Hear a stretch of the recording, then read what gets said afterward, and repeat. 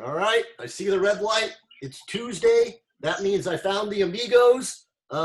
Actually, we should sound off here. We have a new Amigo.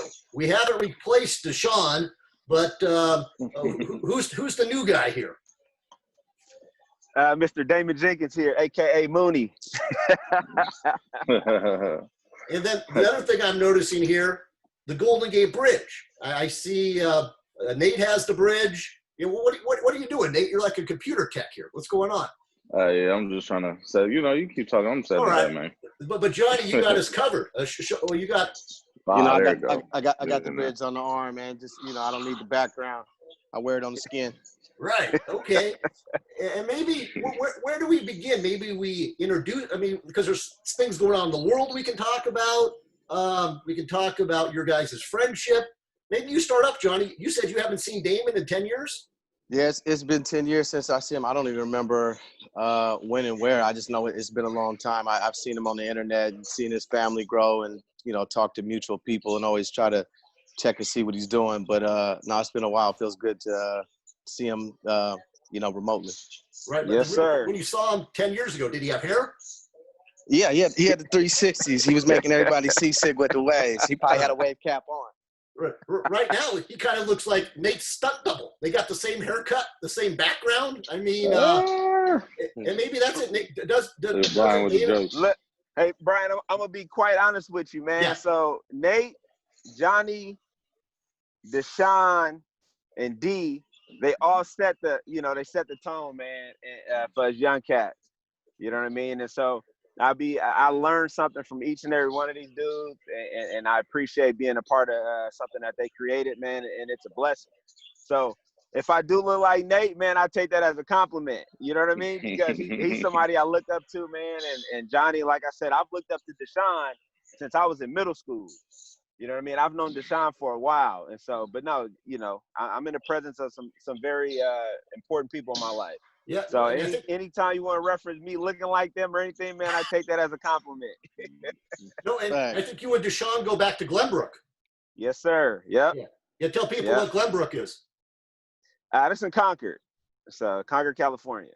Right. So. Well, give us more than that. I mean, people know De La Salle's in Concord. I mean, you grew up in Concord. Well, I mean, for me, I grew up in Oakland and Concord. I mean, it's right off. It's actually down the street from my old house. Right. It's off. Yeah. So it's off Olivera Road. So I mean, Glenbrook is legendary for not just me and Deshaun, but a lady named Patty Raines. So she actually was the one who started the whole De La Salle Glenbrook connection. So. Yeah. Tell me about that. I'm not familiar.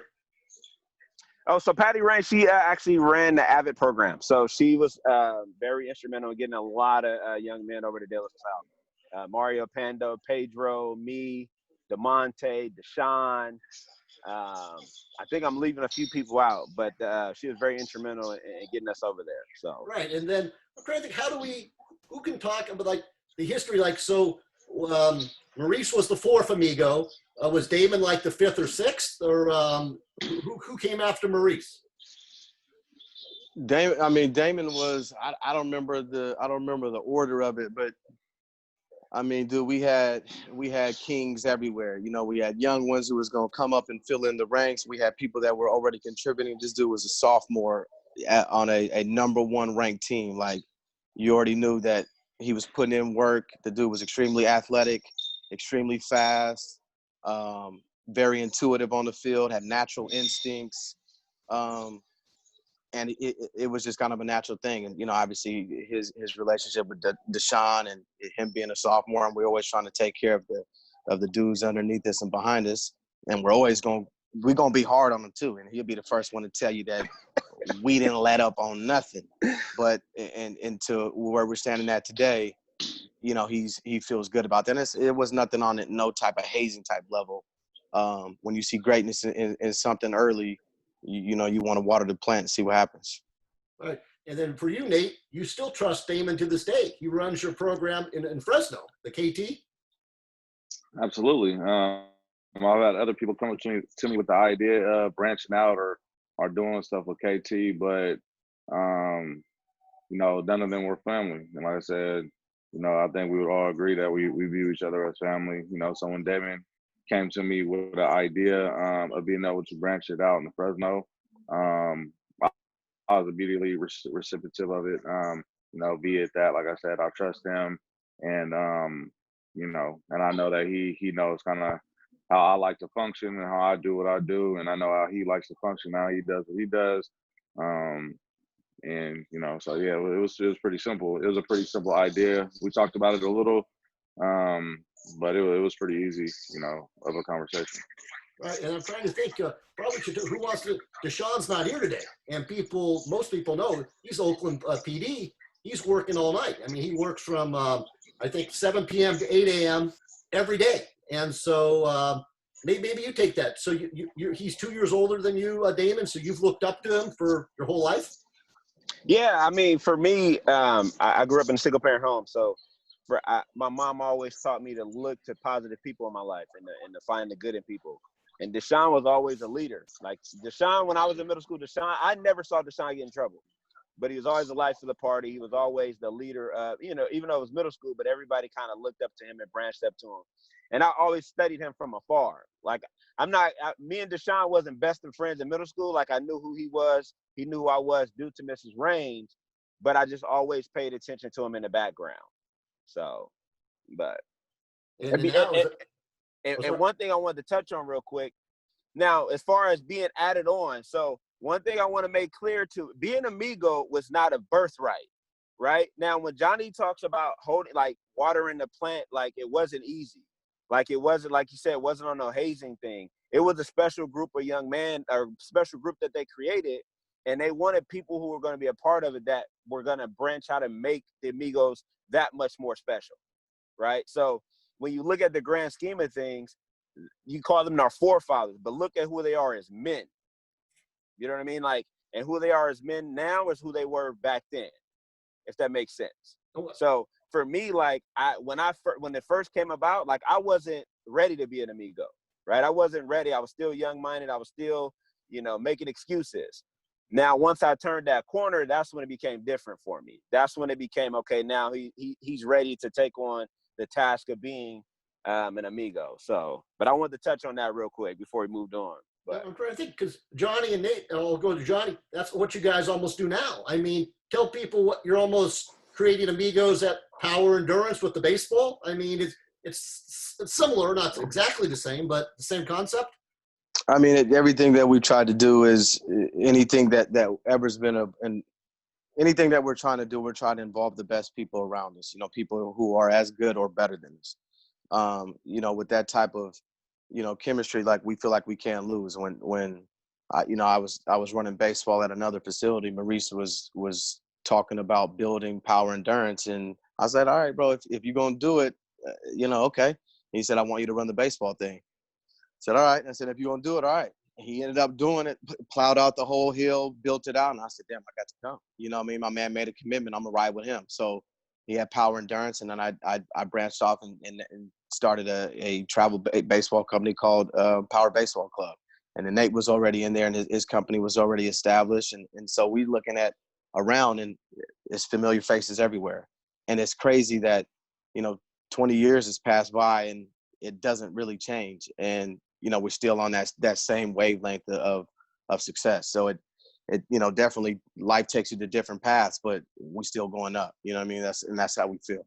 Right. And then Nate, you with the KT, people, I don't want to say they misunderstand it, but I mean, it's football. But when you take the kids to LA or you take them to Oregon, it's not just about the games. You're taking them to UCLA, USC, Oregon State. Tell people what KT does.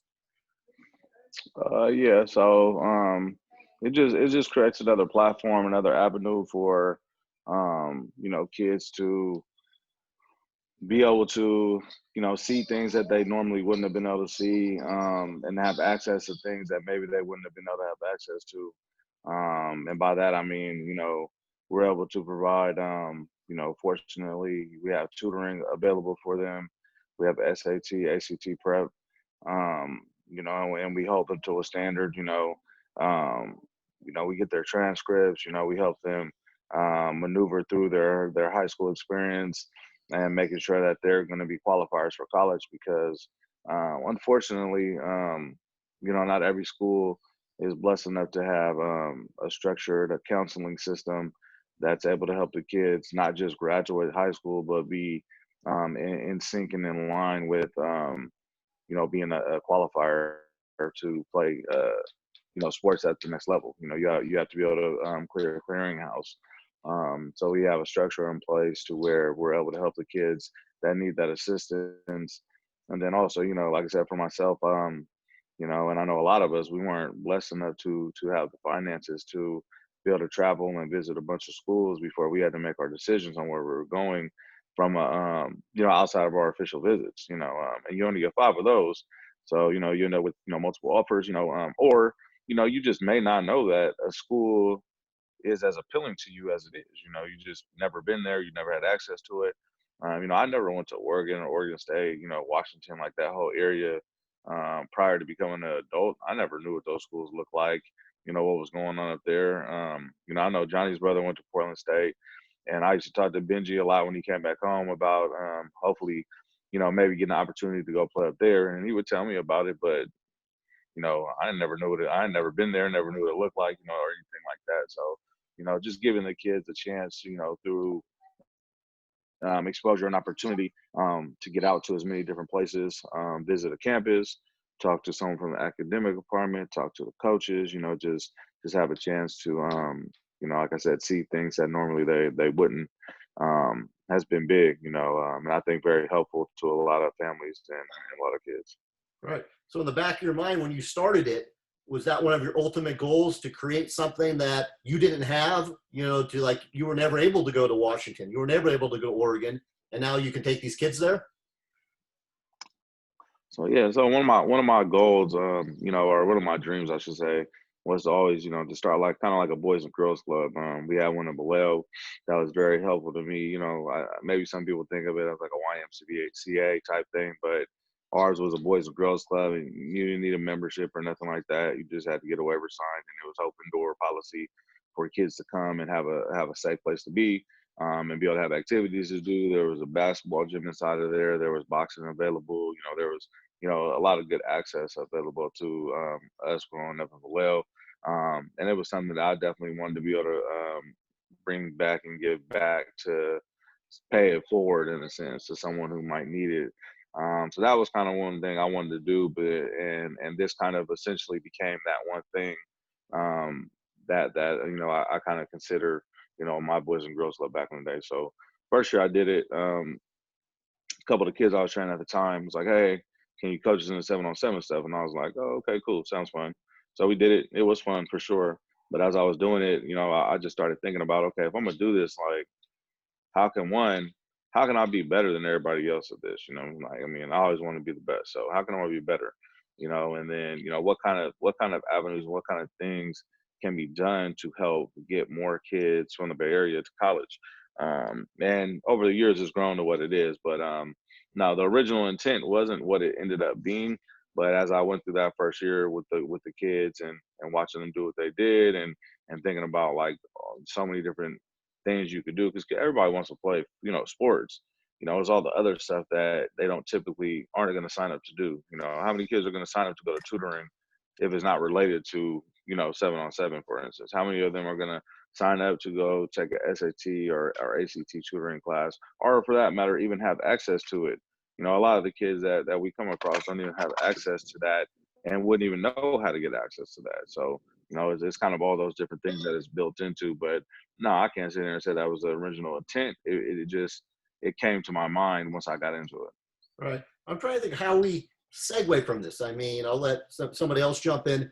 The world today, what can we say that would help the situation? Do you have any ideas, Jonny or Damon?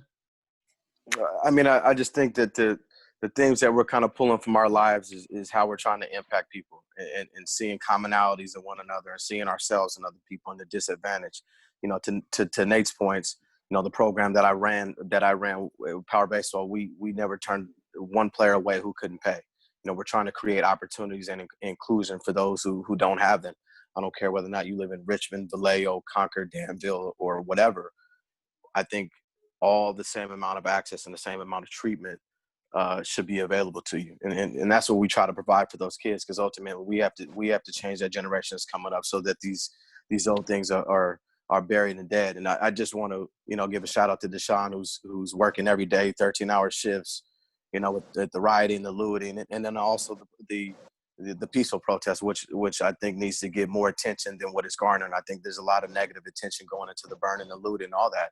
Now that is a reflection of how people feel, but I think it's not just a race issue. I think it's a class issue. I'm sure we can have infinite conversations on the complexity of these issues. But I just think if we saw more of ourselves into other people, it would make a lot of things more civil and just happier, So that's my rant. Yep, that's a good rant. Damon? I mean, to piggyback on what what Jonny said. I mean, right now all the attention is going towards the looting. It's easy, drama sells. I mean, I was out here in Fresno. I wasn't actually at the actual peaceful protest, but there's 3,000 people out there that didn't make national news. And so in this situation, people are more focused on the bad versus the good. And that's where the focus needs to be. It needs to be focused on more of the peaceful stuff, the things of the reflection that we want change, right? We want change. But I also, like Jonny said, I also understand where the rioting and looting is coming from. I don't necessarily agree with it, but I understand it. And I think that needs to be said, is that I think we all as a community understand where it's coming. We're not all going to agree with it, but to make change, you have to be consistent, right? And I'll use De La Salle as an example. We won because we were consistent and we bought in the change. Every year we bought in. It wasn't something that was inconsistent. You didn't have 1 foot in, 1 foot out, right? Everybody that was a part of the program had both foot in order to be successful, right? So if we want change as a nation, we have to be consistent. We can't be inconsistent, and I think that's important. The more consistent we are, the more change will happen. We can't just protest just when something bad happens. We got to protest just because, I mean, for every, I was doing some research the other day. I think there's more than 12, unarmed Black men being killed. Now, why not protest just because every month, once a month? Hey, on February 19th, we're going to protest this. Peaceful protest, go out there and walk, but make it reoccurring, not just when something bad happens. That makes sense. You don't need something bad to happen to have a peaceful protest.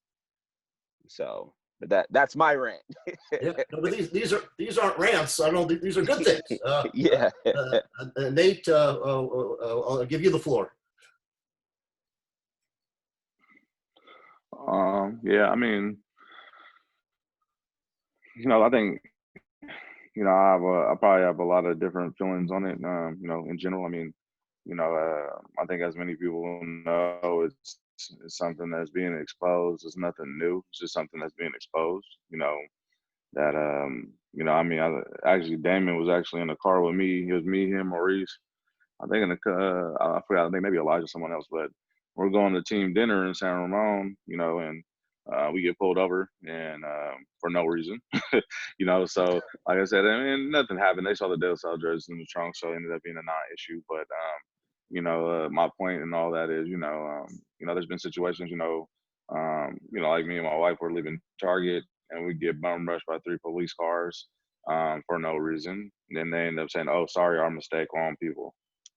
You know what I'm saying? Like, so like I said, it's nothing new. And, for my wife, I know it was the first time she had ever experienced something like that. For me, growing up where I grew up and obviously being a Black man, it's everlasting and all the time. It feels like, obviously it's not every day, but it's been too much.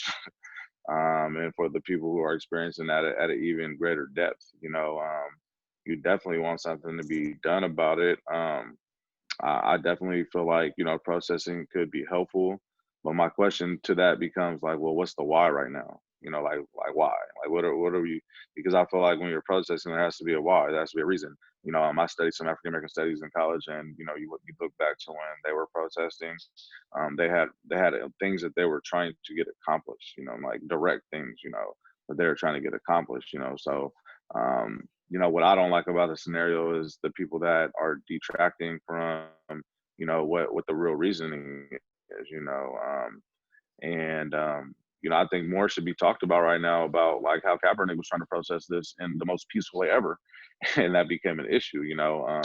And it leads to what's going on now, you know. So, and then also, you know, and I'm sure there's people of color breaking into things and acting out too, but you know, there's also a liar of what's going on in that direction too, of who's actually, you know, breaking into stuff, who's actually writing on the walls, you know. And I won't get too into that because everybody wouldn't understand it, you know. And I'm not trying to sit here and create a different narrative than what it is. But yeah, it's a lot going on. Almost too much. Can't go on social media or watch TV right now without it being talked about.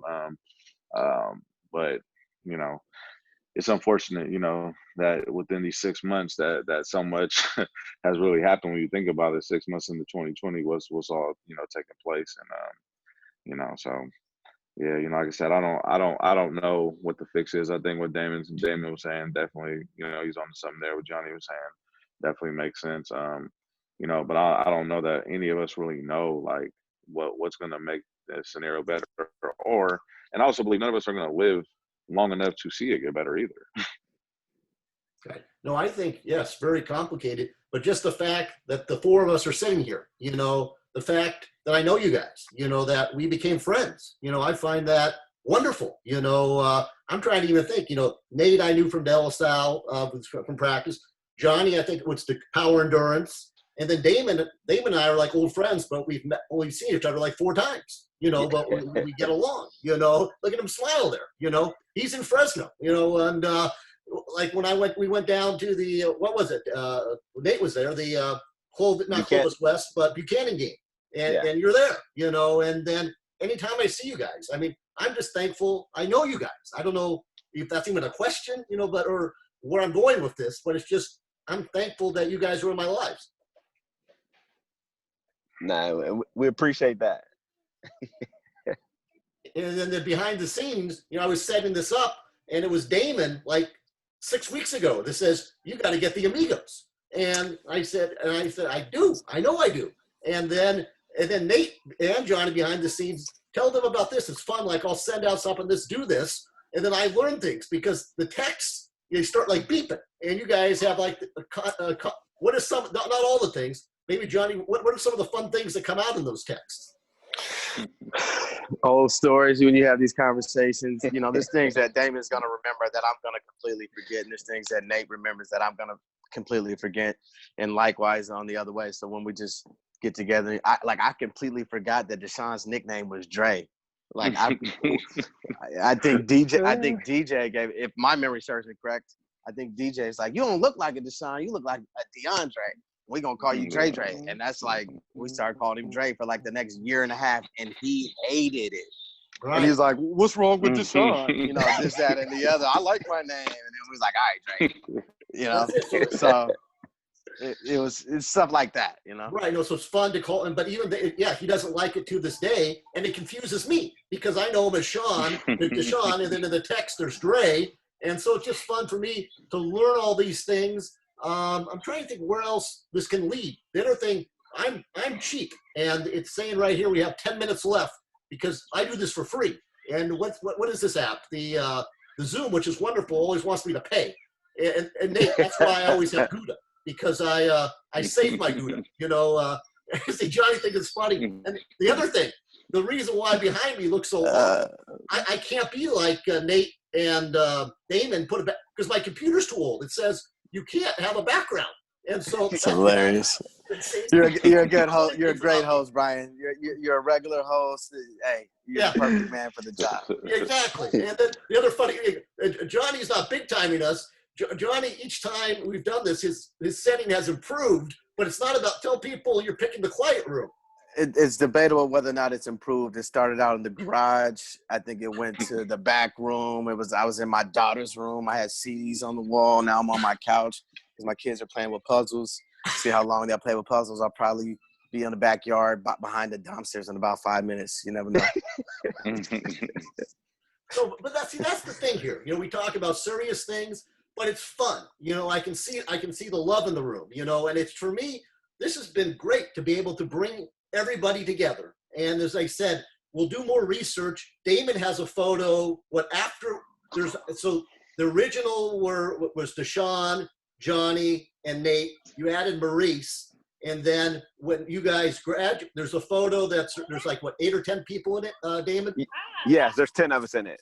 Okay. So, I mean, this is bigger than the Brady Bunch. We'll just keep adding a square and more people can join us. And if this isn't like Charlie's Angels where we, like somehow like when Farrah Fawcett Majors left, they brought in Cheryl Ladd. Damon has not replaced Deshaun. It's just no way. Deshaun's working all the time. So yeah, we'll have the core group. We'll keep adding, and it's fun. And it's Nate. Is this a Hollywood movie? We got the script here, Nate, don't we? That's what I told you. Like, this could be a movie, for real. If someone had a plot and someone was, you might get ego. Ego might be able to make his break if he took this on. That's it. We'll cover that. That's where it's going to come back to. Tell people who Ken Egu is. I mean, because that also has brought us together. Johnny and Damon might not even know Ken Egu. Tell them about who's Ken Egu, Nate.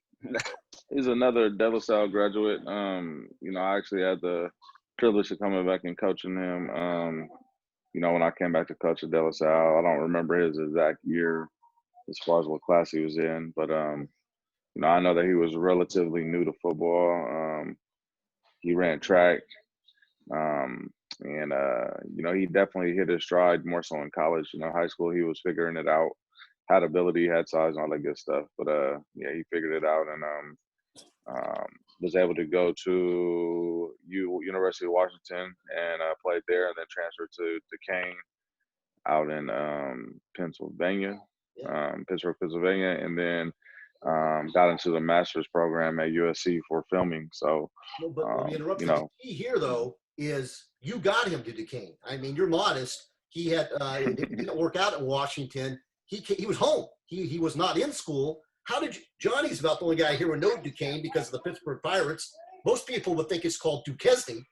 How did you find? Yeah, Johnny's laughing. And Damon probably doesn't even get the joke, but if you look at it, it's spelled Duquesne. But how did you know about Duquesne, Nate?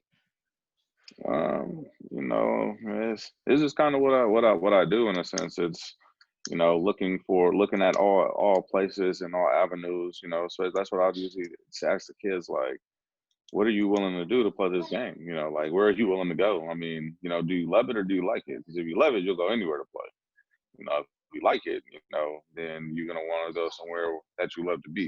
There's kind of that narrative in there. So I just, typically I had a Rolodex of coaches from all over the nation and sent this film all over, and they got back to it relatively quick and wanted to move on it fast. With him actually. A great selling point that most people might not think of all the time. But I was actually sending YouTube film of him running track. So he ran I think it was a 10.8 or 10.7 at the Stanford meets, and it was live. You could like literally see it like live, kind of come across the screen his time that he ran. And I knew coaches were like that. A DB that's running 10.8, 10.7. So that was definitely a big selling point. And he had other options as well, but they presented an option for him to come in and play, relatively fast. No, but also it changed his life. It gave him an opportunity to play more football, to graduate, and then he graduated from USC with a master's. I mean, he was at a fork in the road, and you gave him an option. I'm looking up here. Zoom is giving us another 4 minutes. How do we use this 4 minutes to its best ability? Maybe Damon or Johnny. I'll give you guys the final word. And I'll give about a minute. I feel like a host. I got this damn pressure. Maybe I got to upgrade. You got to be efficient. Yeah, efficient with Zoom. I mean, a quick backstory, man. My nickname, like I said, AKA Mooney. My nickname came from first it was DJ, but then Jonny actually was the one who added some flavor to my name. So it started off. So we're in summer workouts. And DJ came back, and, we're all cracking jokes. And then he goes, you look like the moon from the McDonald's commercial. And and then DJ's like, I'm going to call you Moonface. And then, moon phase is kind of, I was a sophomore at the time, kind of hurt my feelings. I ain't gonna lie. Broke me as a young man. I couldn't figure out why. And then Jonny was like, nah, we're going to add some flavor to it. And then they started calling me Moon Feezy. And then that's where, now it's just Mooney. We dropped the Feezy, now it's just Mooney. So, do people still call you Mooney, by the way? No, the people a lot of people know me. Like Coach Finella, he calls me that all the time. I don't even think Coach Finella remembers my name. He for sure does. It's funny that even Coach Finella picked up on it, you know what I'm saying? Like, that probably makes it a little more funnier to me. Coach was like... Mooney, and the funny part was when Fresno State played UCLA in San Jose, when Maurice was there, he actually had ran into one of my roommates, Coach P, and was like, hey, how's Mooney doing? And nobody knew who. Who's that? Exactly. So, but it's just funny, man. But I just had to share that with you, Brian. That my nickname, it started with DJ, and then, Jonny, him being who he is, man, added some flavor to it. So. That's all, Jonny. I'll give you the final word. And that's the other thing. How do we get DJ in here once? Because I can get him. You can get him because all the stories go back to him. And then sometimes he says they're not true. So we can put him on the spot. I mean, I guess he was a senior, and, so I guess the stories, when I was a junior, so the stories kind of start there. I'm sure if he got on here, he'd have stories from my brother's class. And if you got my brother on, he'd have stories above that. And that's, how the link would continue. But hey, Brian, I just want to say I appreciate you putting this thing together. My brothers that I don't get to see, we never get to bond like this. And, it just feels good to see these dudes and reminisce these stories. So I appreciate you for getting us together on the real. Jonny, you're a pro. It said we have less than 30 seconds. Let me wrap this up. We can't end it any better. And then I'll let you talk to you guys in a moment. Hold on.